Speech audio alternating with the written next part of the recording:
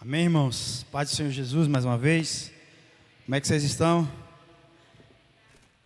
Eu estou bem, mas o calor aqui tá bom, viu? Vamos orar, precisar ar-condicionado chegar, Jesus. Ar-condicionado aqui em Barreira não é luxo, não é necessidade. Amém? Glória a Deus, irmãos. O povo está animado. Olha, pelo menos Jane está animada, Jesus. Glória a Deus. Irmãos, eu acho lindo a forma de Deus trabalhar. Olha o danzão aí. Glória a Deus, né? Abram sua Bíblia em Êxodo, capítulo 14, verso 15. Êxodo 14, verso 15. Amém. Glória a Deus.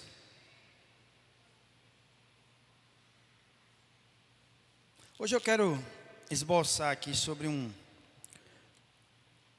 título que eu vou dar a minha mensagem de continuar ou voltar. E aí, você quer continuar ou voltar? Pergunta para alguém que está do seu lado.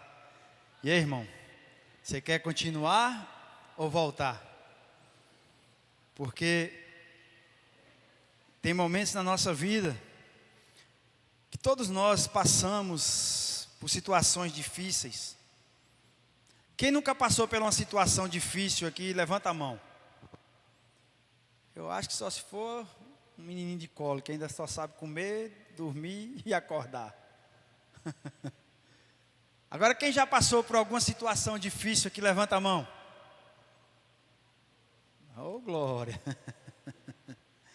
Agora, por que, irmãos? Por que existem situações difíceis? Já que Deus é tão bom, já que Deus ama seus filhos, já que Deus tem todo o poder, toda a autoridade, tudo no controle das suas mãos, por que existem situações difíceis na nossa vida? Agora eu quero que você reflita um pouquinho só de quem você seria se não tivesse nenhuma situação difícil na sua vida. Reflete só um pouquinho. Será que você estaria aqui hoje?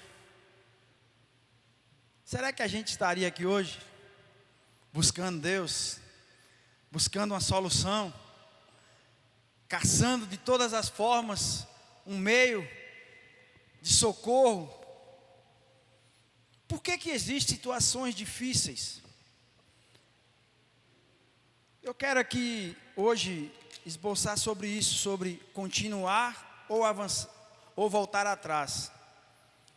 E eu quero explicar a única coisa quando Deus pede para a gente voltar atrás, que Deus quer que a gente volte atrás também. Às vezes voltar atrás não quer dizer que você é covarde, é isso, é aquilo, não. Porque Deus às vezes Ele quer que você recomece lá de onde você errou. Que não adianta a gente avançar com coisas para resolver lá atrás. Então aqui na palavra de Deus, é uma passagem, eu acho que até as criancinhas se chamar ali, explica como foi a passagem no Mar Vermelho. Que Moisés abriu o Mar Vermelho para o povo passar. Mas eu quero hoje trazer algo do Espírito Santo de Deus para nossas vidas aqui essa noite. Aqui no verso 15, a partir do verso 15, diz assim: Então disse o Senhor a Moisés: Por que clama a mim? Diz aos filhos de Israel que marchem. E tu levanta a tua vara e estende a tua mão sobre o mar, e fende-o, para que os filhos de Israel passem pelo meio do mar em seco. E eis que endurecerei o coração dos egípcios, e estes entrarão atrás deles, e eu serei glorificado em Faraó e em todo o seu exército, nos seus carros e nos seus cavaleiros. E os egípcios saberão que eu sou o Senhor, quando for glorificado em Faraó, nos seus carros e nos seus cavaleiros. E o anjo de Deus que ia adiante do exército de Israel se retirou e ia atrás deles. Também a coluna de nuvem se retirou de diante deles e se pôs atrás deles. 20. E ia entre o campo dos egípcios e o campo de Israel. E a nuvem era trevas para aqueles, e para estes clareavam a noite, de maneira que em toda a noite não se aproximou um do outro. Então Moisés estendeu a sua mão sobre o mar, e o Senhor fez retirar o mar por um forte vento oriental toda aquela noite, e o mar tornou-se em seco, e as águas foram partidas. E os filhos de Israel entraram pelo meio do mar em seco, e as águas foram-lhes como um muro à sua direita e à sua esquerda. E os egípcios os seguiram, e entraram atrás deles todos os cavalos de Faraó, os seus carros e os seus cavaleiros, até o meio do mar. E aconteceu que, na vigília daquela manhã, o Senhor, na coluna do fogo e da nuvem, viu o campo dos egípcios e alvoroçou o campo dos egípcios. 25. E tirou-lhes as rodas dos seus carros, e dificultosamente os governavam. Então disseram os egípcios: fujamos da face de Israel, porque o Senhor por eles peleja contra os egípcios. E disse o Senhor a Moisés: estende a tua mão sobre o mar, para que as águas tornem sobre os egípcios, sobre os seus carros e sobre os seus cavaleiros. Então Moisés estendeu a sua mão sobre o mar, e o mar retornou à sua forma ao amanhecer. E os egípcios, ao fugirem, foram de encontro a ele, e o Senhor derrubou os egípcios no meio do mar. Porque as águas, tornando, cobriu os carros e os cavaleiros de todo o exército de Faraó, que os haviam seguido no mar. Nenhum deles ficou. Mas os filhos de Israel foram pelo meio do mar seco, e as águas foram-lhe como um muro à sua direita e à sua esquerda. Assim o Senhor salvou Israel naquele dia da mão dos egípcios, e Israel viu os egípcios mortos na praia do mar. E viu Israel a grande mão que o Senhor mostrara aos egípcios, e temeu o povo ao Senhor, e creu no Senhor e em Moisés, seu servo. Aleluia. Quem é Israel de Deus aí, dá um glória a Deus. Irmãos, aqui nós nos damos com uma das histórias que eu acho que é uma das mais contadas, que fala de um momento a qual o povo, quando viu Faraó chegando com seu grande exército, eles pensaram que era o fim deles, porque na frente estava o mar e atrás Faraó. E ali eu gosto muito de, quando eu estou lendo a Bíblia, eu gosto de me colocar no meio daquilo ali. Agora você se coloque como se você fosse um do povo de Israel que estava ali naquele momento.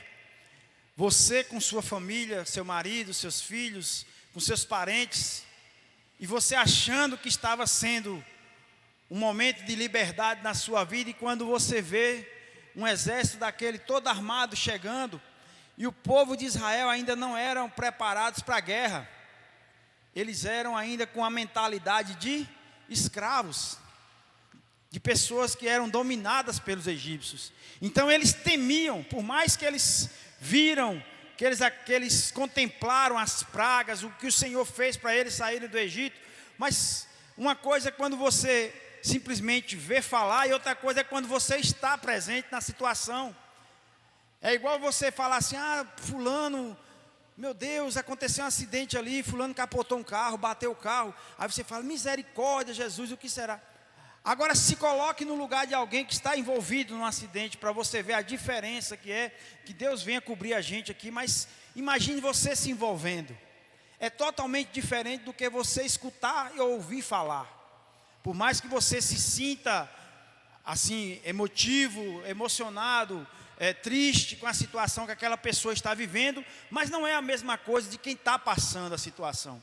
E aquele povo, quando ele chegou naquela situação ali, que eles olharam para trás, que viu aquele exército, imagine o que eles pensaram. Imagine como eles ficaram desesperados e Moisés, e agora? Porque tudo tinha que partir para Moisés, porque Moisés era que estava liderando eles. Moisés era que estava, e Moisés começou a clamar a Deus: Senhor, e agora vai ser o que da gente aqui? Olha para ali, até o próprio Moisés. Até o próprio Moisés, ele falou assim: Deus, eu não acredito que o Senhor tirou a gente do Egito para vir morrer aqui na beira desse mar. E a palavra de Deus fala que Deus fala para Moisés: por que clamas a mim? Fala para o povo que marche. Toque as águas, Moisés, que você vai ver quem realmente está à frente da batalha. É algo muito sobrenatural, irmãos. É algo muito assim, além do nosso pensamento humano, da nossa credulidade humana. Você vê um mar e Deus fala assim: marcha. Aí você fala assim: marchar para onde? Olha o tamanho desse mar, como é que a gente vai passar aqui? Não tem como. A maioria aqui talvez não sabe nem nadar. Então viver por fé não é a gente olhar a situação e dizer assim: não tem jeito. É a gente olhar a situação, saber que não tem jeito, mas que Deus pode fazer. Porque é Ele que faz. Não é mérito meu, não é mérito seu nenhum nós estarmos aqui hoje. A palavra de Deus diz que o Senhor é que nos escolheu para vir para aqui. Não é a gente que escolhe a Deus, mas Deus que te escolheu. Ah, então por que a igreja não está lotada? Vai perguntar a Deus, irmão, não é para mim não. Pergunta a Ele. Eu sei que eu estou aqui. Eu sei que eu estou chamando todo dia, eu convido 1, 2, 3, 10, convido. A minha parte eu estou fazendo. Nós estamos nos aproximando para uma festa que é a festa mais demoníaca que existe em cima da terra. Porque ela só satisfaz o desejo da carne, que é o carnaval. Vê quantos milhões de pessoas vão estar nessas avenidas. E a gente, para trazer uma alma para Jesus, é o maior sacrifício do mundo. Agora vê se para ir para o carnaval, convida alguém e fala assim: ó, vamos para o carnaval? A pessoa não pensa duas vezes. Agora eu te pergunto também: o que é que o carnaval tem a te oferecer? O que é que a festa lá fora tem a oferecer às nossas vidas? Ah, igual muitos falavam comigo: não, mas a alegria, a bebida é bom para a gente curtir, festejar. Que maravilha, né? No outro dia você está todo desgraçado, com ressaca, dor de cabeça, vomitando até o que não comeu. Mas só é passar, a pessoa no outro dia está fazendo a mesma coisa. Agora eu te pergunto: é ou não é algo espiritual? Porque quem foi que te convenceu? Eu creio que alguém foi usado por Deus para te chamar, para você dar o primeiro passo, e você estar hoje na presença do Senhor. Mas quem te convenceu foi o Espírito Santo de Deus. Então, quando a gente para analisar o que a Bíblia fala sobre essa passagem, a gente se colocar no lugar daquele povo, a gente vê o desespero do povo. A gente vê que o povo ficou aflito, agonizando. Ele: meu Deus, vamos morrer aqui, está acabado. Como é que tira a gente do Egito para vir morrer aqui? Era melhor a gente estar lá trabalhando para Faraó mesmo. Pelo menos a gente não estava sendo agora assassinado por Faraó e tal. E tanta coisa deve ter passado ali naquele momento. E Deus fez mais uma vez, irmãos, mais uma vez um milagre sobrenatural na vida de cada um ali. Aí eu te pergunto: quem aqui não já viveu o sobrenatural de Deus? Ah, mas eu nem sirvo a Deus ainda. Eu nem sei o que é esse negócio de aceitar Jesus. Meu amigo, só em você nascer, você já está vivendo o sobrenatural de Deus. Porque a palavra de Deus fala que lá no ventre da sua mãe você foi escolhido por Ele. Então desde o ventre da nossa mãe a gente já vive o sobrenatural de Deus na nossa vida. E ali aquele povo estava começando a viver algo a qual estaria até hoje, está até hoje na Bíblia, para nos ajudar a continuarmos, a avançarmos, a não perdermos o foco, irmãos, porque é muita coisa hoje no mundo que tira nossa atenção, que quer nos distrair, e muita coisa que era abominável, às vezes a gente já está começando, às vezes, se não vigiar. Não é tudo isso também não precisa todo esse rigor não. Irmãos, a maioria da gente não tropeça num gasofilaço desse tamanho aqui não.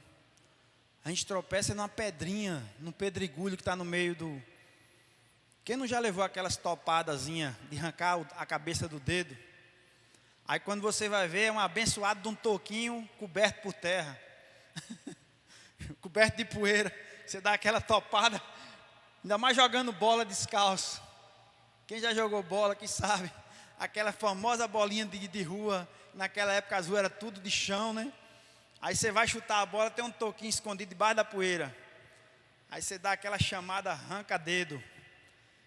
Você tropeçou em algo grande? Não, algo pequeno e que lhe machucou, que lhe feriu.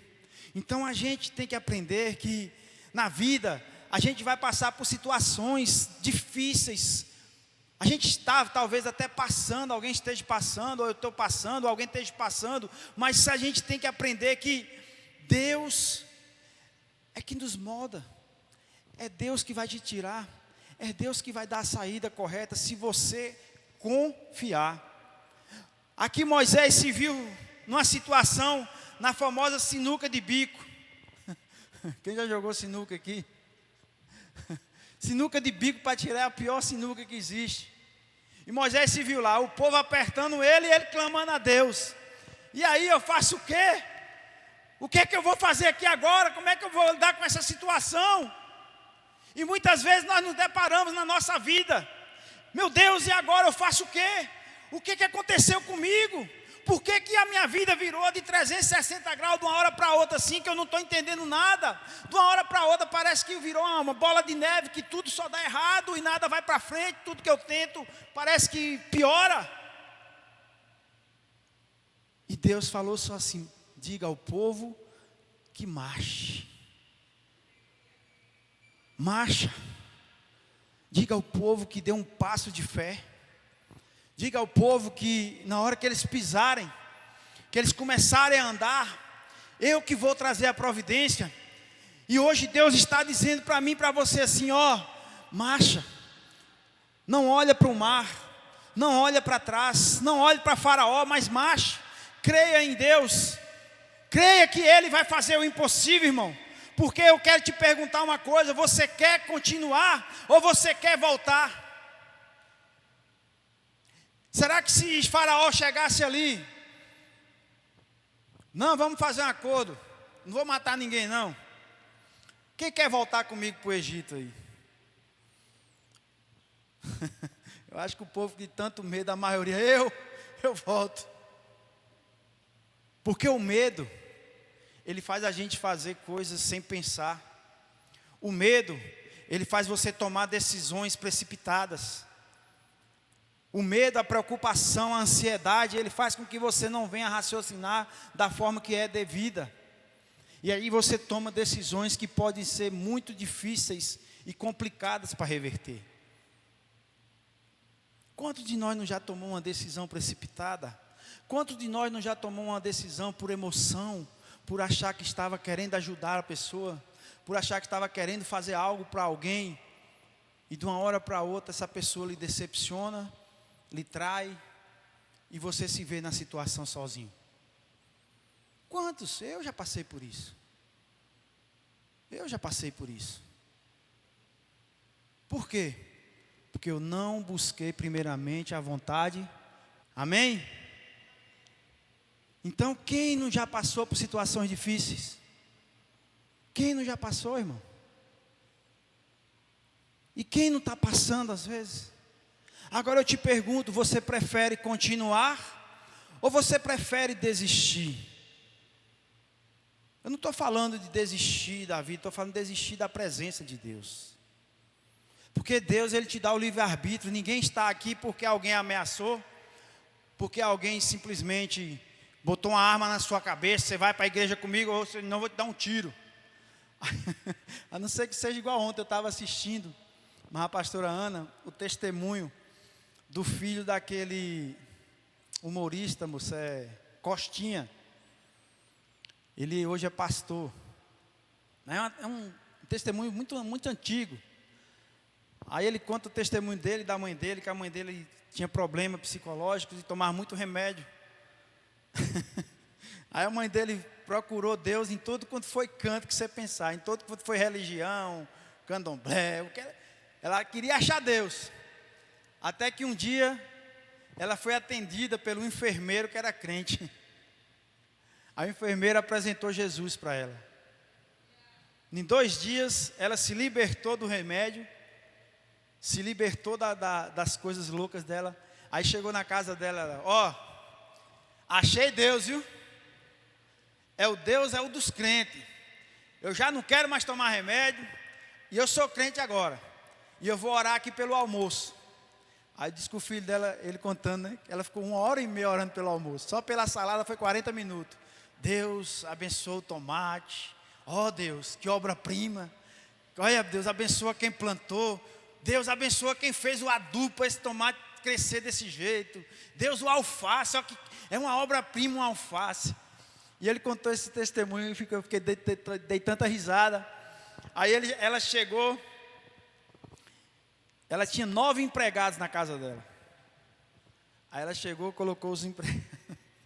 Hoje não pode nem falar empregada, tem que ser colaboradores, né? Misericórdia. Aí colocou os 9 aqui, ó, pessoal, a partir de hoje eu sou crente. E quem de vocês não for crente está despedido. Quem vai querer, vocês vão aceitar Jesus ou não? Então vocês estão despedidos. Todo mundo, eu aceito. Aí ele dizia que o motorista dela lá fora tomava, chegava fedendo cachaça. E ela, Pai de Jesus, irmão. Mas era crente na frente da mulher. Ou seja, irmãos, é algo para a gente se distrair. Mas Deus, Ele conhece o meu coração e o seu. Qual a intenção do nosso coração? O que é que te leva a crer num Deus que às vezes permite acontecer algo na sua vida? O que é que te leva a crer num Deus que tem hora que a dificuldade, os problemas, as situações batem à nossa porta e você fica às vezes, eu não estou na igreja, eu não sirvo a Deus, eu não busco a face do Senhor, por que eu estou vivendo tudo isso? Por que eu estou passando por toda essa situação difícil e complicada na minha vida? Quem não já fez essas perguntas, irmãos? A gente crê num Deus que tem hora que permite a doença chegar e você ficar assim olhando, por que essa doença chegou na minha vida? A luta financeira, a luta emocional, familiar. E a gente fica se perguntando, mas por que, Deus? Aí eu estava um dia, irmãos, eu não posso contar testemunho se não for o meu que eu vivi. O momento mais difícil que eu estava passando há uns 3 anos atrás, que foi o momento da Covid, e eu estava passando um período muito difícil financeiramente. E ali eu vi as coisas ficar de uma forma que eu falei assim, Jesus, é o que mesmo que o Senhor quer me ensinar? É o que o Senhor quer que eu venha aprender com tudo isso? Sabe o que eu aprendi, irmãos, em meio à Covid, que eu quase morri, em meio a essas lutas financeiras, em meio a tudo isso? Eu aprendi a maior lição na minha vida, que sabe o que é? Crer no impossível de Deus. Crer que Deus pode fazer o impossível. Não sei como, não posso dizer a fórmula correta a qual Deus fez comigo, mas eu estou vivo hoje. Ele teve a sua misericórdia com a minha vida. Não estou dizendo que eu já saí dessas lutas todas, mas vai igual a outra, eu estou botando pelo menos o nariz para fora para respirar. Mas algo que Deus trouxe para mim foi a paz que excede todo entendimento humano. A paz de Deus na nossa vida é algo que você está no meio do turbilhão e você está em paz. Aqui nós nos deparamos com um povo que se desesperou. E eu fico assim analisando, irmãos, como nós temos a amnésia de esquecer as coisas boas que Deus faz na nossa vida, sabia? Agora as ruins eu quero ver você não esquecer. Agora as boas tem hora que some. Quantos milagres eu já vivi, quantos milagres eu creio que aqui vocês já viveram e estão vivendo. E amanhã a gente já está perguntando a Deus, e cadê minha bênção que nunca chegou, Deus? Cadê meu milagre, Deus, que o Senhor prometeu pelo profeta fulano, pelo cicrano, por Beltrano?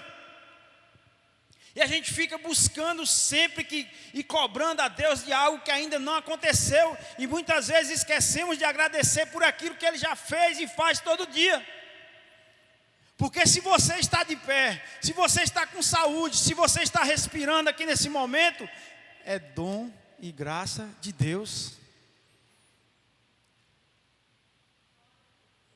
Gente, se há um motivo da gente agradecer e glorificar a Deus, não é você ganhar algo sobrenatural, não é você ter bens, não é você alcançar o sobrenatural de Deus, não. É você ter a mente de Cristo. É a coisa mais linda que Deus faz na nossa vida, é quando a gente alcança a mente de Cristo. Porque Jesus, mesmo sendo Deus, Ele falava assim, eu não sou bom não, bom é o Pai. Jesus em todo momento, Ele veio para exaltar o nome do Pai. Jesus em momento nenhum ficou se exaltando, mas Ele exaltava o nome do Pai. E é isso que a gente tem que ter. A mentalidade de que tudo que nós fazemos, tudo que nós precisamos, tudo que a gente pensa em fazer, é Deus que vai nos dar a capacidade, é a mente dEle, é a mente do Senhor na nossa vida, da gente ter a consciência de que nós é que necessitamos de Deus 24 horas. Eu te pergunto, o que é que Deus precisa de você, irmão?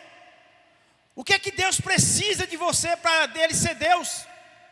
Agora eu te pergunto, o que é que você precisa de Deus? Nós necessitamos do Senhor pela misericórdia dEle. Irmãos, do jeito que o mundo está, era para Deus, acho que Abraão deve estar conversando com ele lá, não, Deus, ainda tem lá 50 justos, ainda tem lá 100 justos. Porque é o mundo como está, irmãos.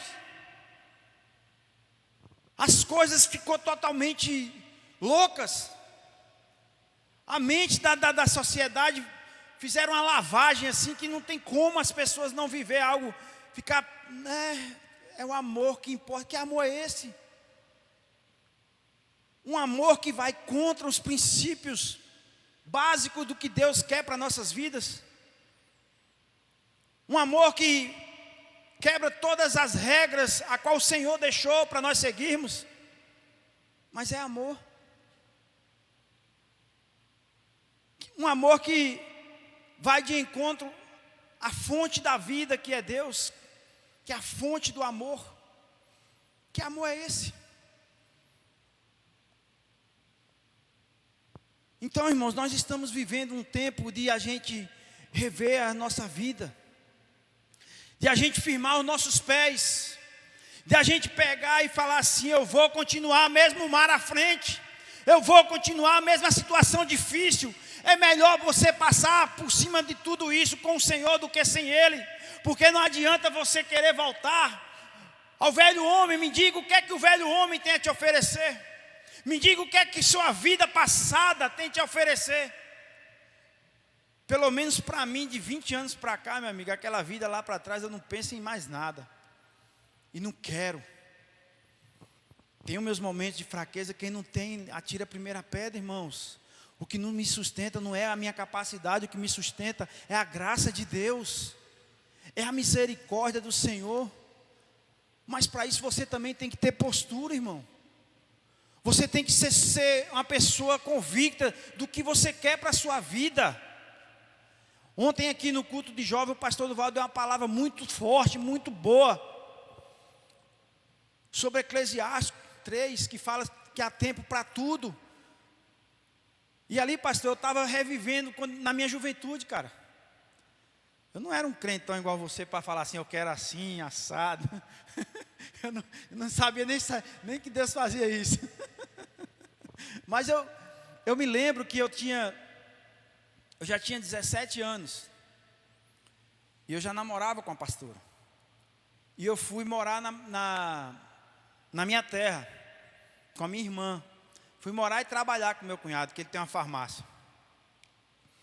E ali foi uma experiência muito boa. Aí naquela época aplicava injeção em farmácia, né? Aí meu cunhado foi me ensinar a aplicar injeção.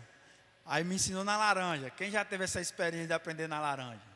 Ó, Val, você força só um pouquinho na casca, depois você alivia para não machucar e tal. Isso é que eu aprendi, que o povo lá fazia fila para me tomar injeção, para me aplicar injeção neles. Aí a primeira injeção que eu fui aplicar, entrou um senhor, aqueles bem brabão da roça mesmo, vai com um chapeuzinho daquele de couro. Aí a primeira experiência sempre é boa, né? Você fica bem assim, ó. Aí quando eu peguei a seringa, que eu fui quebrar aquele pescocinho da ampola, eu esbagacei na mão que furei meu dedo. Trá! Aí joguei assim no chão. Aí eu olhava de vez em quando pro senhor, ele estava bem assim. Aí fazia assim, ó. Aí só fazia assim, ó. Aí eu tô lá, pensei que não, ele chegou, um senhor, ele era meio forte assim. Aí quando eu levantei a camisa dele, passei o álcool, marquei o lugar e eu olhei se não tinha pegado uma veia, apliquei uma Voltaren, lembro como hoje. O velho estava com dor de coluna. Aí ele, terminei, ele baixou a camisa, ele, pelo menos tem a mão leve. Mas é assim mesmo, meu filho. Para aprender tem que ter a cobaia. Eu falei, misericórdia. Ou seja, tudo aquilo que a gente não conhece ainda, a gente tem dúvidas no coração. A gente anseia, a gente fica ansioso, a gente fica pensando, o que vai ser da minha vida? Como vai ser daqui para frente? Como vai ser daqui a 10 anos a minha vida? Será que eu vou estar como? Será que vai ser do jeito que eu penso? E naquela época eu tinha 17 anos, e eu ficava assim, meu Deus, eu não sei o que eu quero na minha vida, e já namorava com a pastora, e aquele amor doido que não vivia sem ela, aquele negócio, já pensava em casar, e aquela negócio toda. E aí um dia eu estava lá na casa da minha irmã, e aí eu sentado no fundo da casa dela, eu lembro como hoje, na escada. E eu comecei a chorar, do nada.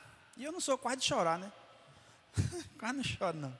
Aí eu comecei a chorar, e minha irmã chegou, e ela viu ali. E ela já servia a Jesus naquela época já. Ela já era uma serva do Senhor. Ela foi a primeira a desbravar a família da gente para Jesus. E ali eu chorando, aí ela falou, o que foi, Val? Por que você está chorando? Aí eu comecei a falar para ela assim, falou, Vera, eu fico pensando, o que vai ser da minha vida? Sei lá, eu não me vejo capacitado para nada. Aí eu fico assim, será que eu vou ter condição de sustentar uma família? Será que eu vou ter condição de ser uma pessoa, sei lá, de ter algum futuro bom, de dar um futuro bom para minha esposa, para meus filhos e tal. Eu comecei a falar, né? E ela falou algo, irmãos, que aquilo ali ficou no meu coração até hoje. Ela disse assim, Val, o futuro, se você pensar dessa forma, você vai se frustrar e se decepcionar consigo mesmo. Mas se você confiar em Deus e acreditar que Ele tem o melhor para você, quando você chegar lá na frente, você vai testemunhar aquilo que Deus fez na sua vida. Tudo que eu tenho hoje com o Nilson, eu não planejei para dizer assim, nossa, eu vou fazer assim, vou fazer assado. Lógico, eu me esforcei em buscar o quê? Estudar, trabalhar e confiar primeiramente em Deus, que Ele vai levar para você aos lugares certos, no momentos certos. E tudo vai dar certo na sua vida. E aquilo ficou no meu coração. E aí no meio do ano eu voltei para Vanderlei. Quando eu terminei de formar, aquela velha coisa, né? Embora para São Paulo. Fui embora para São Paulo. Passei 3 anos em São Paulo. Foi bom também. Bom em algum sentido, em outras coisas, a misericórdia. Só a graça de Jesus. Imagina um jovem de 19 anos em São Paulo, sem Jesus no coração, ainda tirado a valente. Só Deus na causa. Mas graças a Deus estou vivo. Estou vivo. Escapei de muita coisa lá, escapei de tiro, escapei de facada. E Deus me livrou de muita coisa. Escapei de muita coisa. Ou seja, quando eu falei de vir embora de São Paulo, na época eu estava vivendo um momento muito bom na minha vida, financeiramente. Eu trabalhava numa empresa muito boa. E eu cheguei no meu gerente geral e falei para ele assim, eu lembro como hoje o nome dele, que ele me deu o telefone dele, se eu quisesse voltar para São Paulo, se eu um dia que pensasse em voltar na época. Aí ele falou assim, cheguei para ele e falei assim, Marcos, eu preciso ir embora, porque eu sou filho único, homem, e meu pai foi embora para uma cidade chamada Barreiras, e ele montou um açougue lá e me chamou para ir trabalhar com ele. E eu queria que você fizesse algo por mim, que me mandasse embora para eu receber meus direitos, que eu preciso comprar um carrinho lá para me trabalhar com meu pai, que a gente, lá não tem frigorífico, a gente mata ainda nas roças, esses negócios. Aí ele olhou para mim assim, poxa, logo você, rapaz. Mas antes de você acontecer isso, de eu te mandar, eu quero te dar uma proposta. Porque a gente está indo para o Paraná, abrir uma empresa lá no Paraná, que lá era um frigorífico, mas chamado de frigorífico, mas não abatia. Mas que eles chamam lá de frigorífico, mas trabalhava com embutidos, né? Que era presunto, mortandela, linguiça, bacon, essas coisas assim, embutidos e defumados. Aí ele falou assim, e você era o primeiro da minha lista que eu estava pensando em levar e colocar você como encarregado de setor, que era para mim ensinar o povo a trabalhar no setor que eu trabalhava, né? Irmãos, naquela época, em 99, eu já ganhava bem, eu ganhava perto de R$1.000 naquela época. Era um salário muito bom naquela época, o salário mínimo era R$100 e poucos, acho que era 130, R$140, não lembro direito. Mas eu ganhava bem já naquela época. E aí ele falou assim, e lá o salário vai ser R$2.500 e você não vai ter despesa de nada. Casa, carro, tudo por conta da empresa. E você vai trabalhar como encarregado de setor. Eu vou te dar 8 dias para você pensar. Eu nunca vi 8 dias tão compridos na minha vida. Eu não dormia. Aí eu fazia 1000 planos. Eu falei, não, vou fazer o seguinte. Eu vou para o Paraná, me estruturo lá. Quando eu pegar minhas férias, eu venho para a Bahia, caso com Benedita e volto para morar no Paraná. Aí ao mesmo tempo eu falava, rapaz, mas o Paraná é longe demais, mas vai ficar mais longe ainda para me ver meus pais. E aquelas dúvidas no coração. Eu sei que nesses 8 dias, até a telecena eu comprei para ver se eu ganhava na telecena, para não precisar ir para o Paraná. Ou seja, por mais que você não sirva a Deus, por mais que você não viva o sobrenatural de Deus, Deus ele não está limitado só para mim ou para você. Deus ele está de braços abertos para quem o clamar. E eu me lembro que numa noite eu dobrei meu joelho. Eu dobrei meu joelho e falei assim, Deus, o que o Senhor quer que eu faça? Irmãos, só o que batia no meu coração era o nome família. Deus só colocava no meu coração assim, família. E eu lembrava do meu pai e da minha mãe. E eu começava a chorar. E Deus falava assim: família é mais importante. E ali eu fui. Quando eu estava conversando com a tia minha lá, a tia: você está doido, meu filho, fazer o que na Bahia? Oportunidade da sua vida. E não sei o que. Eu falei: ó, tia, eu vou para a Bahia, eu vou trabalhar no açougue e vou passar na polícia. E vou ser policial lá na Bahia. Aí minha tia: você é doido, você ainda vai estar pensando em coisa que nem aconteceu. Não sei o que. Deus proverá, tia. Ou seja, irmãos, há 26 anos eu vim de São Paulo, estou aqui em Barreiras. E não me arrependo nenhum momento. Talvez eu poderia estar até melhor, sei lá o que, no Paraná, não sei. Se eu tivesse lá ainda, né, ninguém sabe. Mas nem sempre aquilo que parece ser o melhor para a sua vida é o que Deus quer.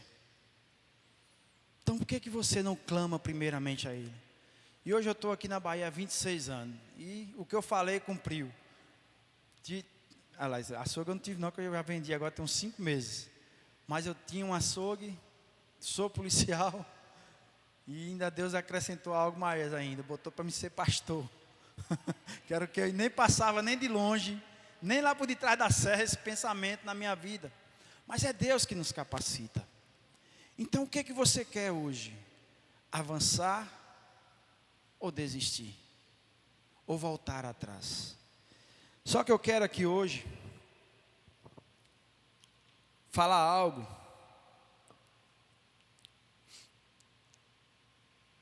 Abra sua Bíblia em Filipenses, capítulo 3. Quase no finalzinho da Bíblia. Filipenses, capítulo 3.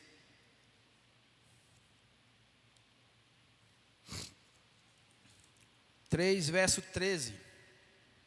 13 e 14. Amém? Qualquer coisa você só escuta.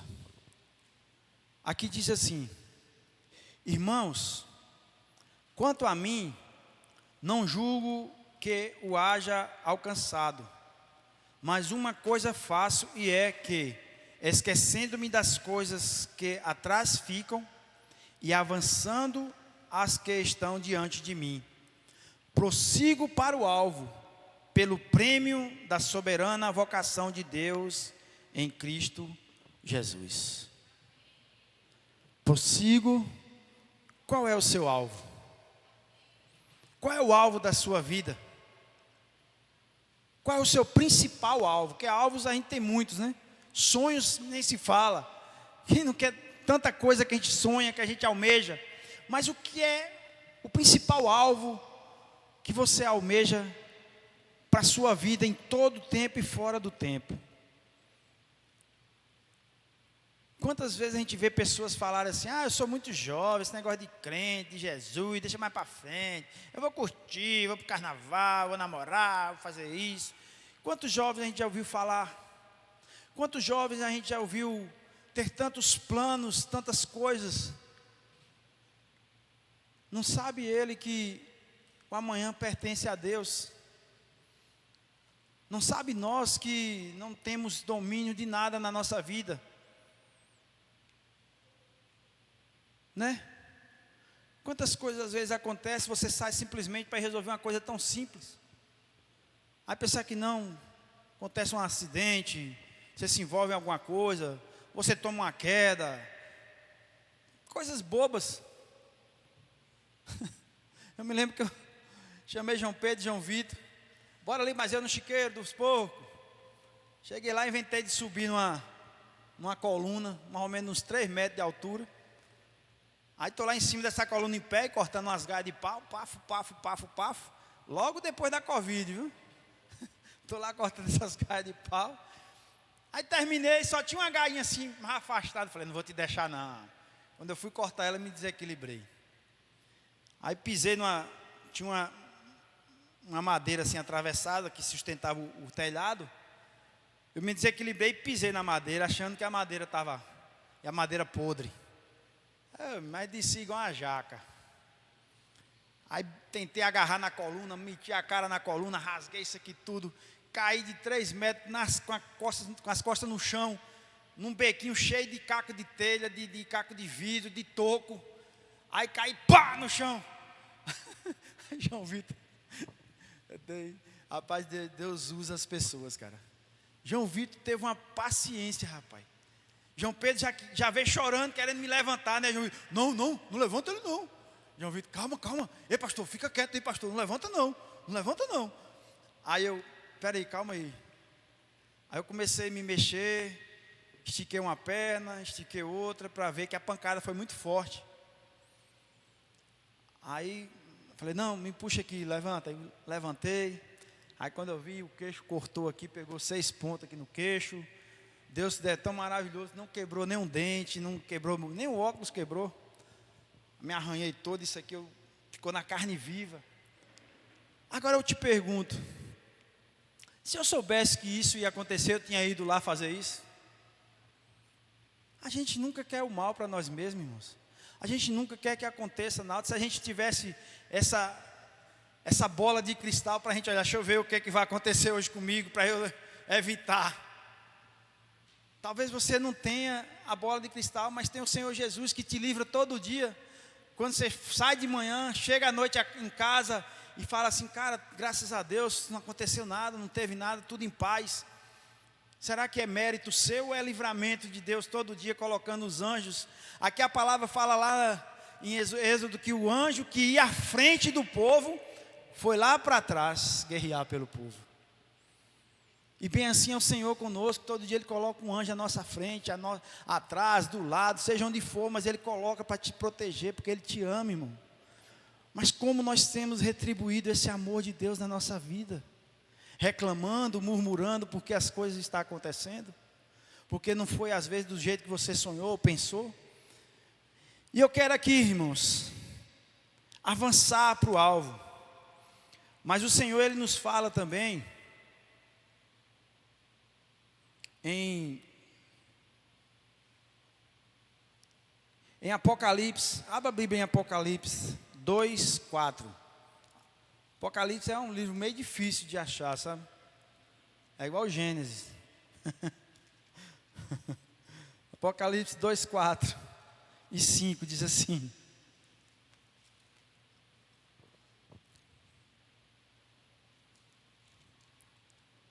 acharam? Prometo que daqui 2 horas eu estou terminando. Diz assim: tenho, porém, contra ti, que deixaste o teu primeiro amor. Lembra-te, pois, de onde caíste, e arrepende-te, e pratica as primeiras obras, quando não brevemente a ti virei, e tirarei do seu lugar o teu castiçal, se não te arrependestes. Aqui Deus está falando o quê? Para você voltar aonde caíste. É a única passagem que Deus fala assim, na toda a Bíblia, que Ele fala para a gente voltar atrás, é para a gente voltar naquilo que a gente ainda não resolveu lá atrás. A gente ainda não resolveu de alguma forma, ou caiu, ou está vivendo o erro ainda até hoje, caiu lá atrás e vive o erro até hoje, tentando avançar e as coisas não vão, e as coisas não dão certo, e tudo dá errado. E Deus fala, ó, tenha porém contra ti que deixaste o teu primeiro amor. No momento que a gente cai lá atrás, é como se a gente está falando assim, Deus, eu não mais reconheço o teu amor na minha vida.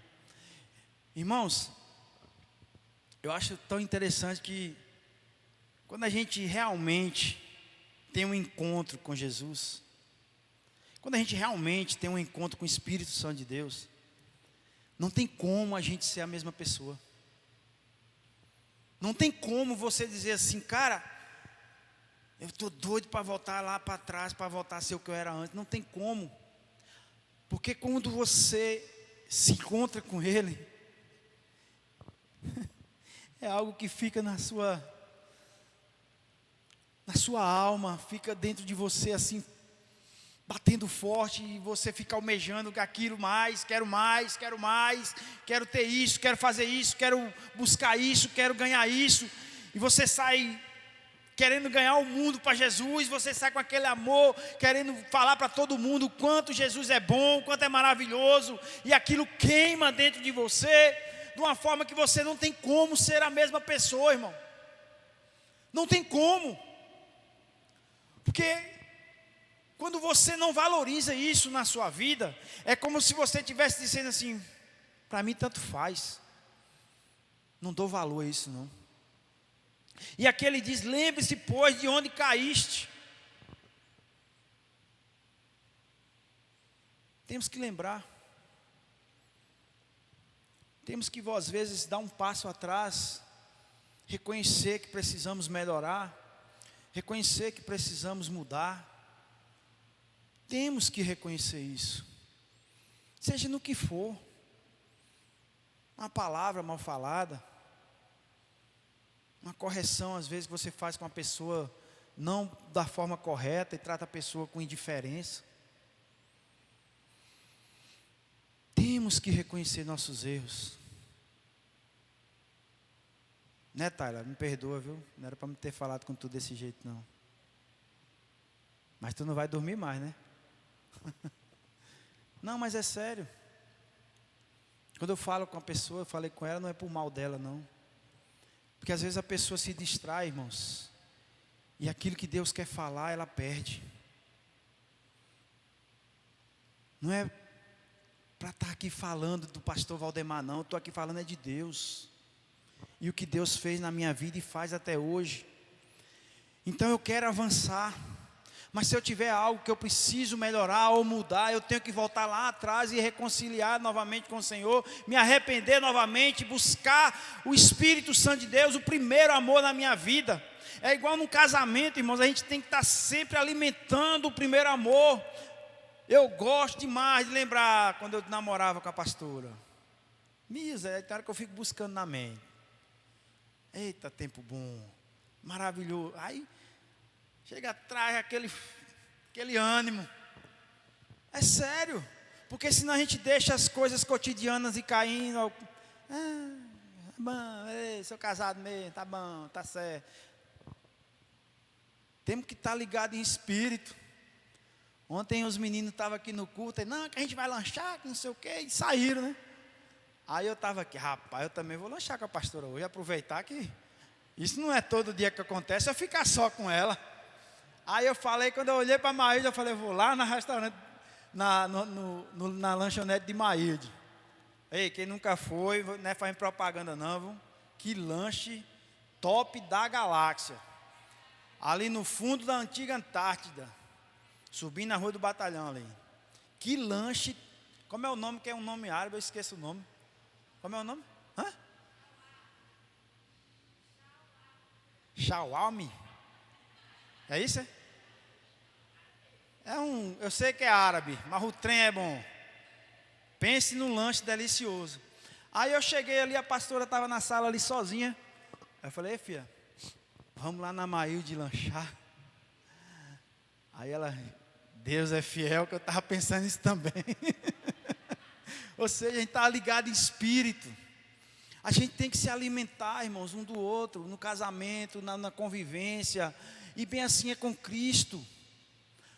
Se alimente de alguma forma com o Espírito Santo do Senhor.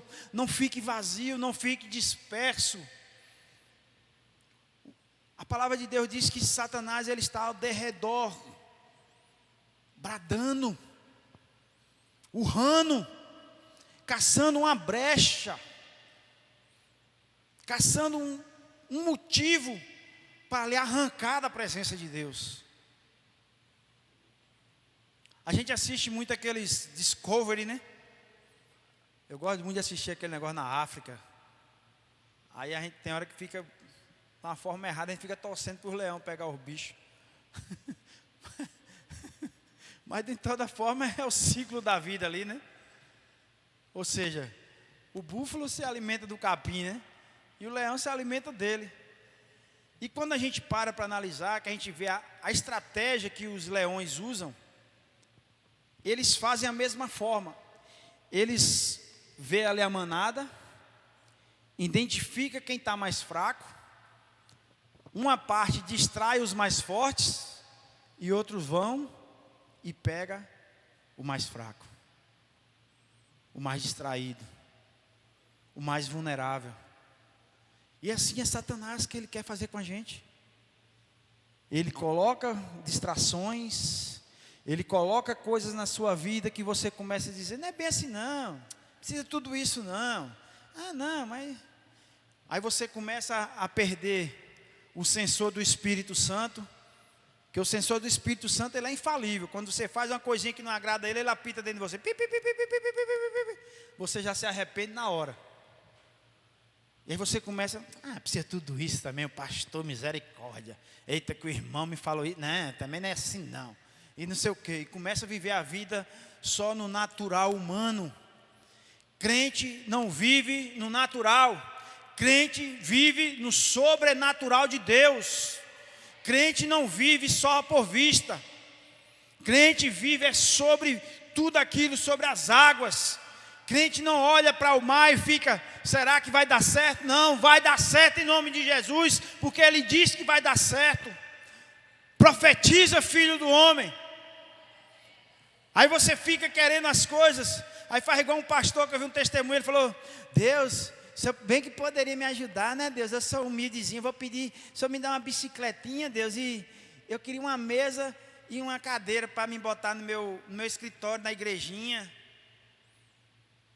No outro dia chegou um irmão, pastor, rapaz, eu senti de Deus lhe dar essas coisas aqui. Quando chegou lá, uma monarca véia, uma mesa véia caindo nos pedaços e uma cadeira véia. Aí, botou lá, amém, irmão, obrigado. Deus, você poderia pelo menos dar umas coisinhas mais novas para mim? Aí Deus falou, você me pediu o quê? Uma bicicleta, uma mesa e uma cadeira, está aí. Agora você não colocou detalhes. Coloque detalhes. Deus, aí ele teve mais fé, né? Eu quero uma moto, Deus. Me dá uma motinha pelo menos umas 160, nova, quero mais velha não. Me dá uma mesa de escritório daquelas top da galáxia. Ei Deus, eu sou apaixonado pelas cadeironas que arria para trás. Passou-se uns tempos, chegou outro irmão, pastor, eu senti de Deus lhe dar uma oferta, que eu fico olhando o senhor nessa bicicleta velha, rapaz, não tem lógica não, é muito difícil para o senhor, eu vou lhe dar uma oferta, para o senhor comprar também uma mesa e uma cadeira, que essa mesa, senhor, misericórdia pastor, essa mesa está caindo nos pedaços, e essa cadeira aí, pelo amor de Deus, você como é que não já quebrou com o senhor? O irmão deu uma oferta, no valor exato para ele comprar a moto, a cadeira e a mesa dele. Deus me dá um esposo, Deus. Eu quero aquele, sabe, aquele Dom Juan. Vai. Aí vem Dom Juan com seus demônios tudo nas costas. Aí depois você fica, Deus, isso é uma peste da minha vida, Deus. Peça detalhe, não é pastor, como é? Quero morena, magra, cabelo caracolado. Coloque detalhes, irmãos. Coloque detalhes. Deus é detalhista. Lê o livro de Números para você ver como Deus é detalhista. O templo, eu quero assim, assado, faz isso, faz aquilo, coloca isso, tira aquilo, faz isso, a veste, vê se é isso, o cinto, Deus é detalhista. Deus é detalhista. Então o que é que eu quero trazer para você aqui essa noite? Você quer avançar? Ou você quer voltar atrás? Se for para você voltar atrás, só se for para consertar, irmão, o que está errado. Mas se não, vamos avançar em Cristo. Vamos avançar e crer que Deus vai abrir o mar vermelho por você. Crer que Deus vai poder fazer tudo aquilo que você tem almejado. Crer que o Senhor é capaz e pode fazer. Deus, Ele quer abençoar cada um de nós, irmãos. Mas Deus, Ele quer ver onde está o seu coração. Rapaz, tem um ditadozinho popular que fala assim: quer conhecer o homem, dá poder a ele. Esse ditado é uma verdade muito grande, viu? Você quer às vezes conhecer um ser humano, dá qualquer autoridade ou poder a ele. Eu me lembro que eu uma vez passei uma situação, aí eu cheguei no lugar, um cara que despachava as viaturas para mim. Aí ele olhou para mim assim, aí eu falei, e aí, fulano? E tal, ele, não tá lembrado de você não? É mesmo? Beleza. Quer dizer que você não lembra de mim não? Não tenho nem lembrança de você não. Falei, tranquilo. Beleza. Só porque estava uma coisinha a mais. Quem é você, irmão? Quem somos nós? Avançar ou voltar? Será que nós vamos ser igual Paulo? Avanço para o meu alvo, que é Cristo. Irmãos, uma coisa que eu mais almejo na minha vida é o céu. Ou eu almejo o céu, ou então eu já posso bater o carimbo para o inferno. Porque para um lugar eu vou. Ou a gente escolhe, ou simplesmente Deus vai só falar assim, ó, pega descendo que subindo vai cansar. Está em suas mãos, está na minha mão. A escolha de onde nós queremos alcançar, para onde nós queremos ir, morar. Ah, quem já veio de lá? Não sei, não quero saber também. Eu sei que eu quero ir para lá, porque eu creio nisso aqui, ó. Eu não creio em achômetro humano, não. Eu creio na palavra de Deus. Que tudo que está escrito aqui está se cumprindo. Tudo que está escrito aqui está sendo cumprido. Agora eu te pergunto, foi escrita, igual um dia um cara chegou para mim, a Bíblia foi escrita por homens. Aí eu falei para ele, você queria que fosse um cavalo, um jumento que escrevesse? Era para quem escrever? A baleia, um dragão? Quem era para escrever se não eram os homens? Agora eu lhe pergunto, esses homens que escreveram isso aqui, eles tinham internet na época, irmão, para pesquisar as coisas e falar, vou fazer um livro. Pergaminhos, pena e tinta, que escrevia em couro.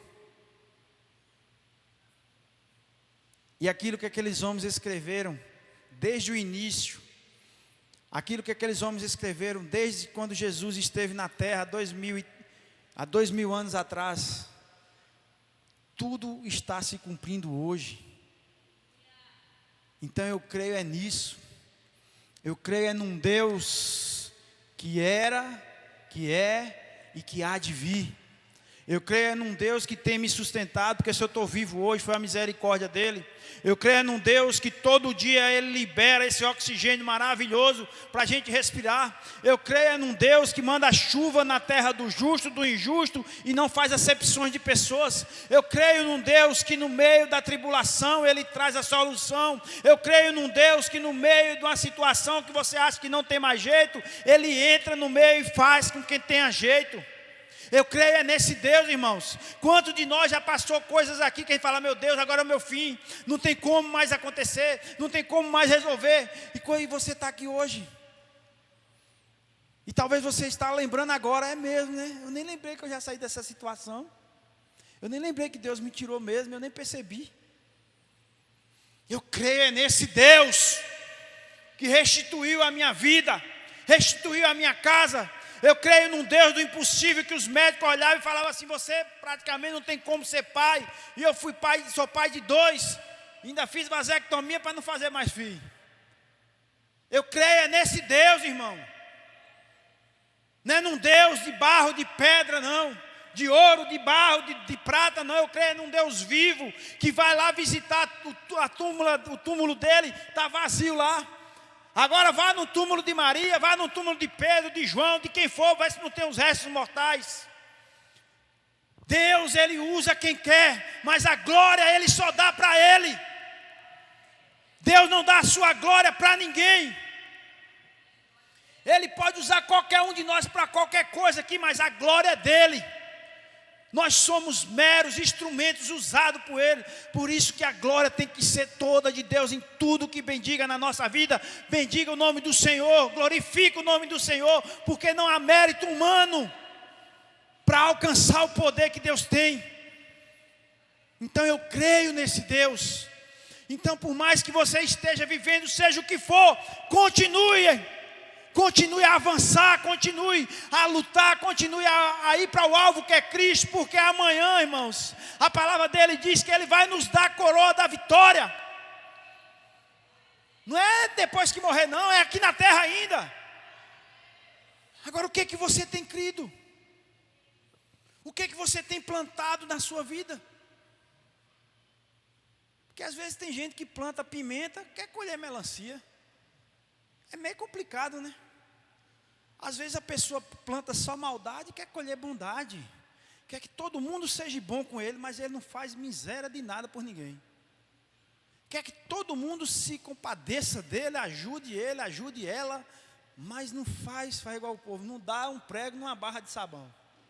Mas quer que todo mundo ajude. O que é que você tem feito para que Deus venha retribuir da forma correta? O que é que você tem plantado para você colher? A palavra de Deus fala que aquilo que você der com a direita, que a esquerda não veja.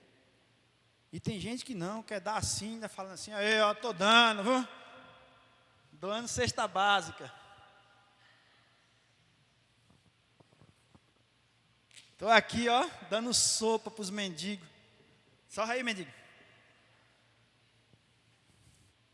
A glória de quem, irmão? A glória de placas, de pessoas? A glória tem que ser de Deus. Vigia também você, crente. Essas redes sociais é muito perigosa. Vigia nas suas atitudes.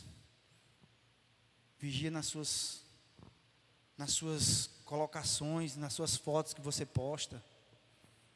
Vigia, irmão. Pense num cabo, eu mesmo, quando você vê uma foto minha, é que alguém postou. Eu não gosto. Aqui tem que gravar, né? Porque tem que colocar lá nas redes sociais. Não tem jeito. Mas eu não gosto. Minha vida é minha vida. Não gosto de compartilhar minhas coisas. Ainda mais se fosse para compartilhar para quem a gente conhece, mas você compartilha para todo mundo. Você expõe a sua família, você expõe tudo. Então vigia, tenha muita cautela. Muita cautela, que assim como tem pessoas que vão ali achar massa, legal, que bênção. Tem muitos desejando o seu mal, a sua queda. Tem muitos fazendo coisas erradas para ver você voltar para a lama. É igual o cara quando ele é viciado em alguma coisa. Ou droga, ou bebida, ou cigarro. Aí você chega nele e fala assim, ei, não bebo mais não, velho, para de beber. Se você quiser pagar um suco, um refrigerante, eu tomo. Só pago se for a cerveja. Quer pagar o mais caro, mas quer ver se você volta para a lama, para comer lavagem com ele. Nós temos um exemplo muito forte na Bíblia sobre voltar atrás. E ele voltou no momento que ele olhou para os quatro cantos e ele preferiu estar trabalhando para o pai dele do que viver aquela vida. Tenha cuidado com a arrogância. A arrogância pode uma hora te derrubar. Nós temos o exemplo do filho pródigo, que ele achou que o pai dele o escravizava, que o pai dele cobrava muito dele, que o pai dele era muito exigente com as coisas, botava ele para trabalhar demais, ele estava muito cansado daquela vida, queria saber o que era curtir a vida. Aí, pai, ó, seguinte, viu? Dá minha herança aí, o senhor nem morreu ainda, mas dá minha herança que eu quero seguir a minha vida. Eu quero viver a minha vida. O pai, tá bom, meu filho. Toma. Estou rico. Dinheiro acaba, irmão. Se você não souber administrá-lo, quando você vê, já foi. E ali a Bíblia fala que ele foi curtir a vida. Mas o tempo passa, as coisas passam. E quando ele viu, ele não tinha investido em nada, ele não tinha guardado nada, ele não tinha poupado nada. E quando ele se viu, ele estava no fundo do poço, sem dinheiro. Os amiguinhos de tapinha nas costas, a Bíblia não fala, mas pelo jeito sumiu tudo. Não ficou um. E ele ali foi trabalhar cuidando de porcos. E ele passava tanta necessidade que ele olhava para a lavagem dos porcos e tinha vontade de comer a lavagem do porco. Imagina a fome que esse cara estava passando, a necessidade que ele estava passando. E ali ele lembrou, rapaz, eu vou voltar para a casa do meu pai, porque se ele pelo menos me colocar para trabalhar como funcionário dele, eu vivo 1000 vezes melhor do que o que eu estou vivendo aqui. E ali ele começou a ver o quanto ele era livre, o quanto ele era rico, o quanto ele tinha liberdade na presença do Pai, e ele não dava valor. Que a pessoa acha que liberdade é quando alguém para de lhe corrigir, é quando alguém para de falar com você, é quando alguém para de dizer, não faça isso não, que você vai se dar mal. A pessoa acha que liberdade é isso, eu sou livre, ninguém fala nada o que eu quero, faço, o que aconteça. Amém, irmão, você está plantando, vamos ver o que é que você colhe. E ele voltou, irmãos. E ele voltou. E a Bíblia diz que o pai, todo dia de tarde, o pai ficava na janela, orando e esperando a volta do seu filho. O pai, ele tinha motivos para quê? Você voltou, foi? Beleza. Pois agora, vá dormir lá no porão. Vou pensar o que é que eu faço com você. Não. O pai se alegrou. Então, quando você pensar lá onde você caiu, ou se você quer se levantar, o pai, ele sempre vai estar de braços abertos para te receber. Só que a consequência do que você fez, ele não tem como tirar. Ele não tem como apagar. A Bíblia fala que o pai fez uma festa para ele. Ali eu acho que doeu mais do que se o pai tivesse sido rígido com ele. Porque acho que ele ficou assim, cara, como eu fui injusto com meu pai. Como eu fui um cara estúpido com meu pai. E ali a Bíblia fala que o outro irmão, que era tudo que ele tinha ali, o pai dava para ele, ele veio se ciumar. O senhor dá valor para esse vagabundo aí, né? Que gastou tudo que o senhor deu para ele, volta agora liso, e o senhor faz festa para ele? Aí o pai fala assim, meu filho, tudo que eu tenho é teu. Se você quiser fazer também uma festa, pode fazer, que não tem problema. Você nunca entendeu isso? Seu irmão estava morto, perdido no mundo, e ele ressuscitou, voltou. Eu tenho que comemorar isso.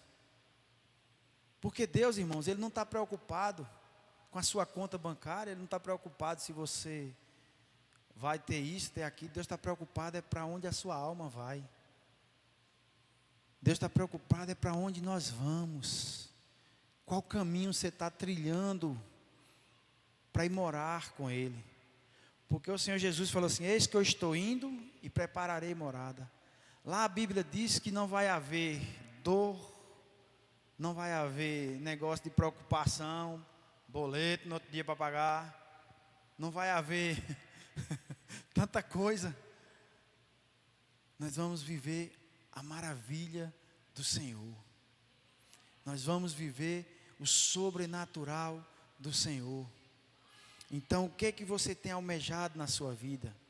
Porque se você não busca viver o céu aqui na terra, como é que você quer viver lá em cima no céu? Porque enquanto nós estivermos aqui, a gente tem que fazer a nossa vida um céu aqui na terra. Ah, mas o senhor não sabe o que eu estou vivendo, pastor. Não queira também saber o que é que eu vivo, não, irmão. Que o trem não é fácil, não. Mas eu busco olhar com os olhos de Cristo. Eu busco, no meio da tempestade, a paz de Deus para a minha vida. Isso que eu tenho buscado. As situações vêm? Pode vir fazer o quê? Eu não posso sumir do mundo. Tem hora que você está numa situação tão brava que eu almejava assim, rapaz, se eu pudesse eu ia morar no meio da Amazônia, lá no meio daquela mata, para ninguém me achar lá. Será que ia resolver? E o tanto de cobra, onça que eu ia ter que enfrentar. Ou seja, irmãos, temos que viver aquilo que estamos vivendo e buscar em Deus. Porque se a gente parar para analisar, 99,9999999, ou seja, eu acho que, igual alguém falou aí, que 0,9 é zero. 100% dos nossos problemas, o causador foi quem? Nós mesmos. Que não buscamos às vezes na direção de Deus, que não buscamos às vezes o que o Senhor queria fazer, o que o Senhor queria que, será que era isso mesmo, Pai, que o Senhor quer para a minha vida? Então às vezes, é igual eu falei, decisões precipitadas, decisões às vezes com emoções, talvez até nem seja isso, talvez você pensou de uma forma, planejou e não deu certo, mas são decisões nossas. Porque as decisões de Deus, irmãos, ela nunca vai nos frustrar e nunca vai nos trazer problema nem dificuldade. Então que nós venhamos nessa noite buscar a face de Deus, não só aqui na igreja, porque o seu maior ministério, o nosso maior ministério não é estar aqui reunidos na terça e no domingo.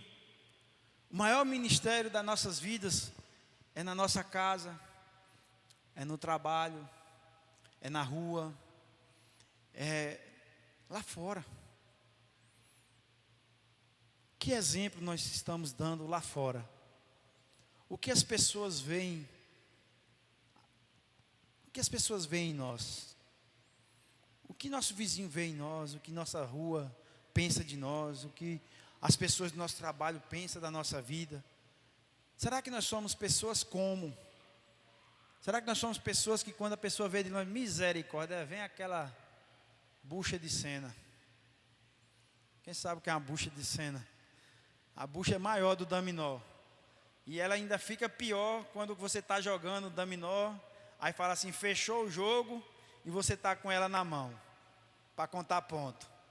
Aí você está ferrado mesmo, não ganha de jeito nenhum. Então nós temos que entender, irmãos, nós somos representantes de Cristo. Isso é muito forte. O que você tem representado?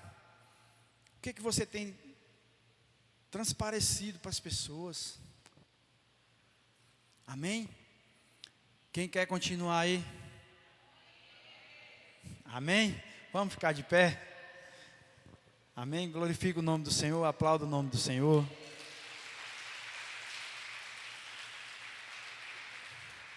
Eu tenho certeza, irmãos, isso aí eu bato o martelo e agaranto. Faz igual aquela mulher e agaranto que Deus nunca vai te deixar. Nunca. Por mais que você viva, por mais que você passe por situações. Amém? Vou estar dando os avisos, vou estar daqui a pouco orando por cada um de vocês. Visitante, Matias, levanta a mão. O que a igreja tem a dizer a Matias? Você é bem-vindo aqui, viu, Matias? Que Deus te abençoe.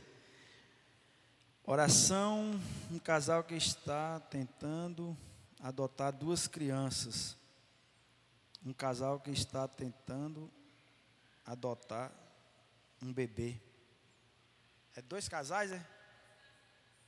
Que bênção, cara.